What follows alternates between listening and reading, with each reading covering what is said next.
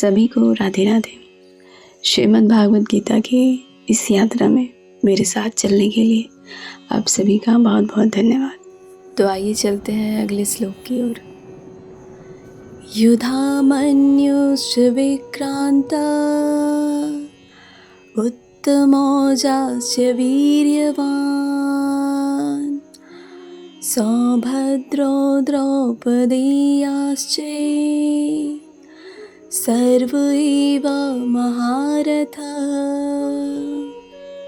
अर्थात इस श्लोक में दुर्योधन अपने गुरु द्रोणाचार्य को पांडव की सेना की शक्ति बताते हुए यह स्वीकार करता है कि उनके पास कई पराक्रमी योद्धा हैं। इस श्लोक के माध्यम से हमें जीवन की कई शिक्षाएं मिलती हैं, जैसे कि योग्यता और परिश्रम।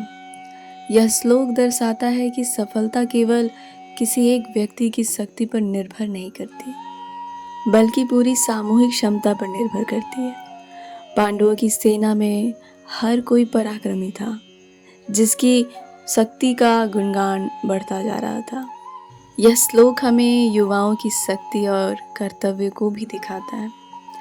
अभिमन्यु और द्रौपदी के 5 युवा पुत्र जो कि युद्ध में भाग ले रहे थे, इससे हमें यह सीख मिलती है कि युवाओं को भी अपने कर्तव्य का निर्वहन करना चाहिए और समाज में उत्थान के लिए कार्य भी करना चाहिए। तीसरी ध्यान देने योग्य बात यह है इस श्लोक में कि यह श्लोक हमें धैर्य और समर्पण भी सिखाता है। युधामन्यु और उत्तमौजा ने अपने स्वामी अर्जुन के प्रति पूर्ण निष्ठा दिखाई और अपनी जिम्मेदारियां निभाई। यह हमें यह सिखाता है कि जब हम किसी कार्य के प्रति समर्पित होते हैं तो हमें पूरी निष्ठा और धैर्य का साथ उसका निर्वहन करना चाहिए। यह श्लोक हमें कर्म की महत्वता को भी बताता है।